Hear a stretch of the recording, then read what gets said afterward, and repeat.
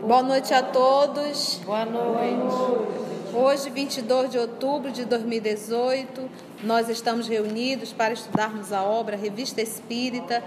Estamos no mês de abril de 1859. Rogamos que o nosso Senhor Jesus possa nos conduzir, que os amigos espirituais possam nos inspirar. A leitura será feita pela nossa irmã Carla e os comentários serão feitos pela nossa irmã Aramita. Ainda estamos no quadro da vida espírita.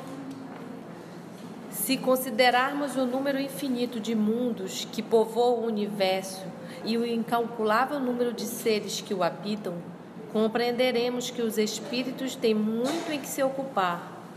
Tais ocupações, porém, nada têm de penosas. Eles as realizam com alegria, voluntariamente, sem constrangimento, e sua felicidade é triunfar naquilo que empreendem. Ninguém pensa numa ociosidade eterna, que seria um verdadeiro suplício. Quando as circunstâncias o exigem, reúnem-se em conselho, deliberam sobre a marcha a seguir, conforme os acontecimentos, dão ordens aos espíritos que lhes são subordinados e vão para onde o dever os chama.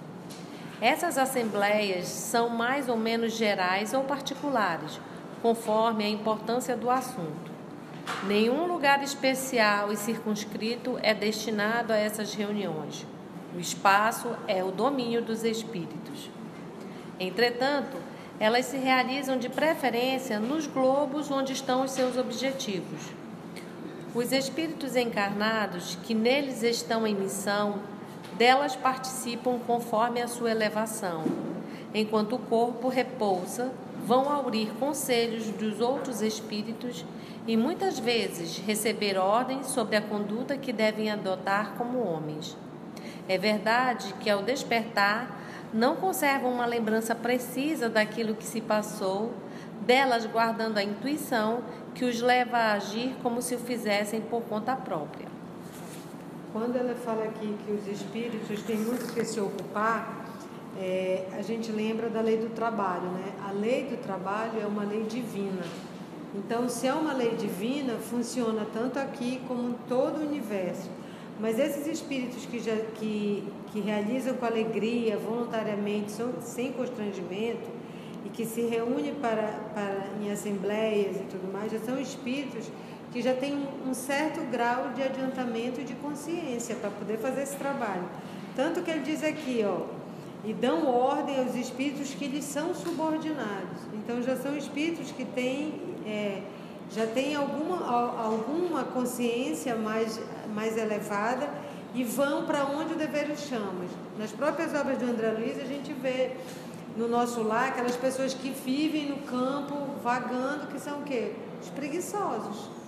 Não é? Se eu sou uma pessoa preguiçosa, que procrastino todas as minhas tarefas, estou sempre adiando, não é quando eu desencarnar eu vou trabalhar com alegria, como ele diz aqui, voluntariamente, sem constrangimento. Eu vou continuar sendo preguiçosa, porque a preguiça não é do corpo, é do espírito. Então, o trabalho também, o corpo é que faz isso, mas a vontade é do espírito. Que também nessas reuniões se encontram os espíritos que estão em missão. E aí também a tia já falou várias vezes desse caso no nosso lar, que o André Luiz vê um espírito lá em nosso lar, que é um espírito do encarnado, que quando está em repouso vai para uma assembleia, e aí ele diz aqui para receber conselhos, ordens sobre a sua conduta como os homens. E claro que quando ele acorda, às vezes ele não tem toda a lembrança, mas ele conserva alguma lembrança disso, de como ele deve se conduzir. Descendo na hierarquia, encontramos espíritos menos elevados, menos depurados e, consequentemente, menos esclarecidos. Nem por isso deixam de ser bons, preenchendo funções análogas nas esferas de atividades mais restritas. Sua ação, em vez de estender-se aos diferentes mundos, exerce-se mais especialmente num globo determinado e está relacionada com o seu grau de desenvolvimento. Sua influência é mais individual e tem como objetivo coisas de menor importância. A seguir vem a multidão de espíritos vulgares, mais ou menos bons ou maus, que pululam à nossa volta. Eles se elevam pouco a pouco acima da humanidade, da qual representam todos os matizes e os refletem, pois que dela guardam os vícios e as virtudes. Em grande número deles encontramos os gostos, as ideias e inclinações que possuíam em vida. Suas faculdades são limitadas, seu julgamento falível como o dos homens e muitas vezes errôneo e imbuído de preconceitos. Então, como ele foi falando da vida espiritual, ele foi descendo, né? Primeiro os cristos que ajudam o Senhor, depois os que vão nos mundos, aí os que ainda trabalham com alegria, aí depois os que ainda vêm bons e agora vem os nossos colegas, né? A multidão de espíritos vulgares, mais ou menos bons ou maus. Então, é como se fizesse nós aqui nessa sala. Todos nós somos todos da mesma categoria, né? Mas uns podem estar em classe diferente que o outro. Alguns seres mais bons, uns menos maus do que outros. E que ele diz assim, que a gente guarda os vícios e as virtudes e eles se elevam a pouco a pouco. Qual é o nosso grande objetivo na encarnação? É sair melhor do que chegou. Isso já é uma coisa maravilhosa. Porque o que eles dizem? Que a grande maioria de nós entra e sai igual. Não mudou nada e ainda cai e repete os mesmos erros. Então, o nosso objetivo é bem esse. Porque a gente pega o André Luiz, lembra a situação que o André Luiz chegou? Ele está aqui, meio atrapalhado, meio confuso. À medida que ele foi aprendendo, ele foi se estabilizando naquela sociedade, entendeu? E a dificuldade, e quando ele fala aqui a pouco e pouco, a trajetória do André Luiz no nosso lar é bem isso, a pouco e pouco. Ele ainda foi no primeiro momento pedir um trabalho como médico, quando ele se tocou lá que ele não queria mais, aí o mentor fala, para pegar o teu ralo. Você Muito orgulhoso, aí ele foi a pouco e pouco aprendendo, né? Quando ele diz naquela primeira coisa, não seja curioso, abstém da curiosidade. E quando ele foi entrevistar aquela mulher que ele foi curioso, ele ficou horrorizado. Então ele foi aprendendo a pouco e pouco, até no último, quando ele volta para ver a família, já tinha passado anos no nosso lar, quando ele volta, que é a prova dele, que ele consegue superar. Ainda tem aquela que ele supera o ciúme, né, para ajudar o atual companheiro da esposa. Aí quando ele volta, que ele é recebido como cidadão de nosso lar. Apesar de todas essas informações, quando nós vamos para o trabalho mediúnico, olha o que ele diz aqui. Descendo na hierarquia, encontramos espíritos menos elevados, menos depurados, consequentemente menos esclarecidos. Não tem todas as informações. Mas quando a gente está atendendo espírito em reunião mediúnica, a gente acha que tudo que o espírito fala é verdade. Você faz uma pergunta, às vezes ele não sabe, mas se for um espírito leviano, ele vai responder. Porque nós temos essa ideia de que espírito fala tudo, diz tudo. Outra coisa, ele sabe tudo. Espírito que vem falar do futuro, o futuro não está pronto. Espírito que vem falar do futuro é espírito leviano. Porque o futuro não está pronto, o futuro é resultado do que eu faço hoje, amanhã, depois de amanhã, e assim eu vou construindo o futuro. Por isso que o nome olha, profecia, poderá acontecer. E isso quem vem são missionários. Mas falar da tua vidinha particular, cuidado disso, cuidado com aquilo, isso é espírito zombeteiro. Ou médio desequilibrado. Nem por isso deixam de ser bons, preenchendo funções iguais nas esferas de atividade mais restritas. Sua ação, em vez de estender-se ao diferente mundo, exerce mais especialmente no globo determinado, ou só sabe falar da Terra, e está relacionado com o seu grau de desenvolvimento. Agora aqui, ó. A seguir vem a multidão de espíritos. Quando eu digo multidão, olha, a massa é desse espírito aqui, ó. É o maior número. Então, não é simples e não é comum o espírito da segunda e da primeira estar se comunicando em reunião mediúnica. A massificação é esse aqui que está pulando para tudo quanto é lado. Então, olha, a seguir vem a multidão de espíritos comuns, mais ou menos bons ou maus, que pululam à nossa volta, pululam, tá? Pensa, tu respira. Eles se elevam pouco a pouco acima da humanidade, da qual representam todas as diferenças e os refletem. Representam, porque de certa forma um espírito desse representa um encarnado. Porque estão tudo ali, ó, farinha no mesmo saco. Entendeu? Representa a humanidade. Pois que delas guarda, porque dela, da humanidade terrena, guarda os vícios e as virtudes. Continua sendo viciado, e se for bom, Deus leva. Em grande número deles encontramos os gostos, ideias, inclinações que possuíam quando estava encarnado. Suas faculdades são limitadas, seu julgamento é falível, ele pode fazer um julgamento que está errado, tal qual como o dos homens. E muitas vezes é errôneo e imbuído de preconceito. É isso que nós temos que entender. Quando você fala com o espírito, você está falando com um ser humano, com a diferença que está sem corpo, mas que carrega todas as paixões. E que o mais comum eu encontrar em trabalhos mediúnicos é esses aqui. E parar com essa nossa neurose, essa mania de acreditar em tudo que o espírito diz. De verdade não vai vir. E aí uma coisa que ele também diz que assim, espíritos, a multidão de vulgares quando vem, que são os espíritos zombeteiros, eles tomam o nome de gente importante. Eles não vão tomar o meu nome.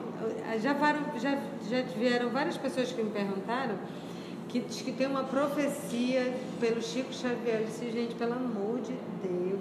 Não, ele deu uma data, piorou. Primeira dica, previsão de futuro com data, isso já é característica de embuste. Não, mas é do Chico Xavier, quem disse? Não é porque está dizendo que é do Chico Xavier que é. Então, assim, mas várias pessoas acreditam nisso. Várias pessoas passam mensagens, né, pelo WhatsApp dizendo que é do Chico e a gente lê assim, não parece que é dele. Então, espírito zombeteiro adora tomar nome de gente importante. Olha, vamos dizer que nós fazemos parte aqui de um grupo mediúnico, tá? E o amigo espiritual da Carla sabe que vai vir bronca para Carla, em família, porque de repente eles sabem que o filho da Carla está um dependente químico, mas a Carla não sabe. Mas ele sabe que falta pouco tempo para Carla descobrir a situação que o filho está. Então, jamais eles vão dizer, Carla, te prepara, vai vir chumbo grosso, você vai ter uma decepção muito grande. Jamais, porque ele só vai antecipar a preocupação dela. Então, quando é espírito superior, o que eles vão fazer? Eles vão trazer orientações para o coletivo, para o grupo, falando da dependência química, de como se deve acolher um filho nessa situação, e todo mundo ali está ouvindo, mas não vem direcionando, você, não sei o quê. Por quê? Porque nós não somos tão importantes assim, e eles não querem fazer esse tratamento para que a gente não, primeiro, para que a gente não venha a ser marionete de ninguém, entendeu? E qualquer um pode passar por o que a Carla está passando. Qualquer um desse aqui. Então vamos fazer para o coletivo. Se algum desses aqui, já ficou a dica para qualquer um. Então é assim que eles trabalham. Eles não trazem dando nome. Vou trazer uma mensagem para a Conceição. Não fazem. Quem faz isso é espírito vaidoso, presunçoso, ou médio vaidoso e presunçoso. Quando eles querem realmente evangelizar, moralizar, eles trazem para o coletivo, sem dar nome.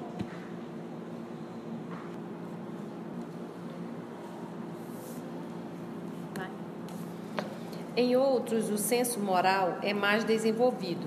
Sem terem grande superioridade nem grande profundidade, julgam com mais acerto, condenando muitas vezes o que fizeram, disseram ou pensaram em vida. Ademais, há uma coisa notável. Mesmo entre os espíritos mais vulgares, a maioria tem sentimentos mais depurados como espíritos do que como homens, desde que a vida espírita os esclarece sobre os seus defeitos. Esse caso aqui foi o caso de quem? Do André. Quando estava encarnado era um capetinha, desencarnou, à medida que ele foi recebendo esclarecimento, ele foi tomando o norte na vida dele, espiritual. Salvo poucas exceções, arrependem-se amargamente e lamentam o mal que fizeram, porque eles sofrem mais ou menos cruelmente as consequências. Vimos alguns deles que não eram melhores do que o haviam sido em vida, jamais, porém, piores. O caso dos suicidas também, todos eles se arrependiam, né, do ato cometido e pediam para voltar. Então, logo iam se recuperando e aprendendo, eles pediam para voltar, porque aquilo fica martelando, né? Só o Camilo que foi o último. Que é interessante que ele diz, vimos alguns deles que não eram melhores do que o haviam sido em vida, mas jamais ficarem pior do que quando estava encarnado, entendeu? O endurecimento absoluto é muito raro e apenas temporário, porque cedo ou tarde acabam padecendo a sua posição e pode-se mesmo dizer que todos aspiram ao aperfeiçoamento, porque compreendem que este é o único meio de sair da sua inferioridade. Instruir-se, esclarecer-se, eis aí a sua grande preocupação. E eles se sentem felizes quando a isso podem acrescentar pequenas missões de confiança que os elevam aos seus próprios olhos. E ele colocou aqui essa palavra, o endurecimento absoluto é muito raro e apenas temporário, porque às vezes acontece da criatura ter uma vida aqui normal, viu? Era casada e tal, de repente ela desencarna, aí ela inventa de querer visitar o marido, filho, seja lá o que for. Quando ela vem visitar, ela vê a desgraça que o marido é. Descobre o que ele fez, o que ele deixou, quanto que ele traía, e isso pode despertar nela, porque está lá quieto, porque é aquilo. O ódio estava lá, o sentimento estava lá, uma vez não atendido, desabrochou. Então, aquilo foi dando uma raiva, um ódio, que ela se transforma em um obsessor severo. Porque não há nada que fique totalmente, que não venha a ser descoberto um dia. Uma hora vai.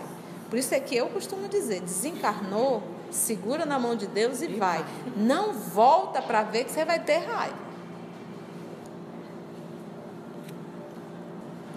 Tem também suas assembleias mais ou menos sérias, conforme a natureza de seus pensamentos. Falam-nos, veem e observam o que se passa. Imiscuem-se em nossas reuniões, em nossos jogos, em nossas festas e espetáculos, bem como em nossas ocupações sérias.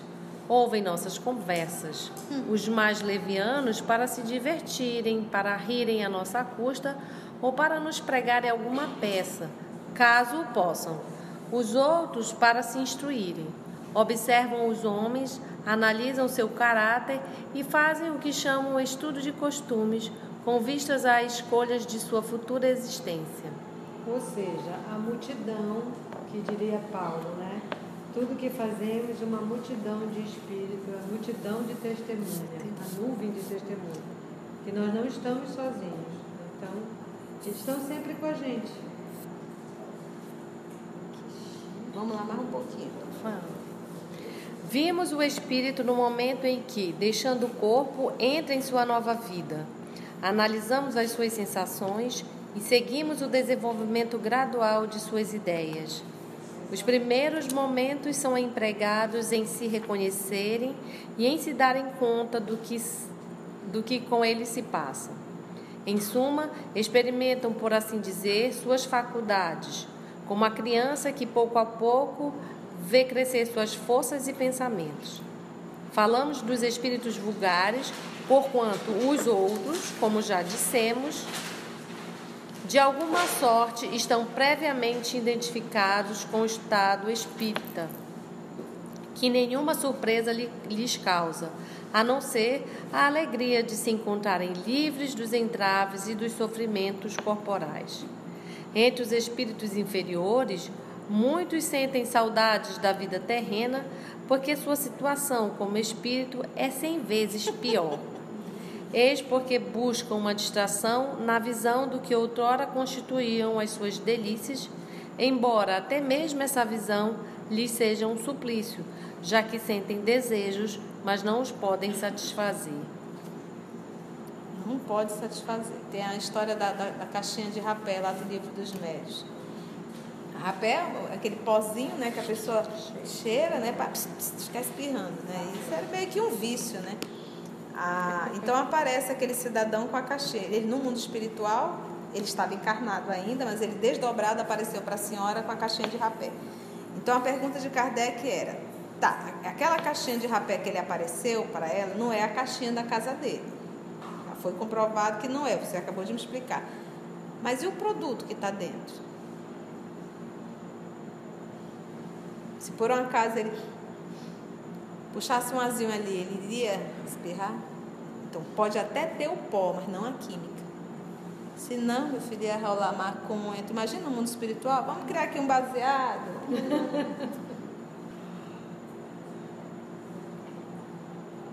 Bora lá, dar uma paradinha, gente? Até o próximo estudo, se Deus assim nos permitir.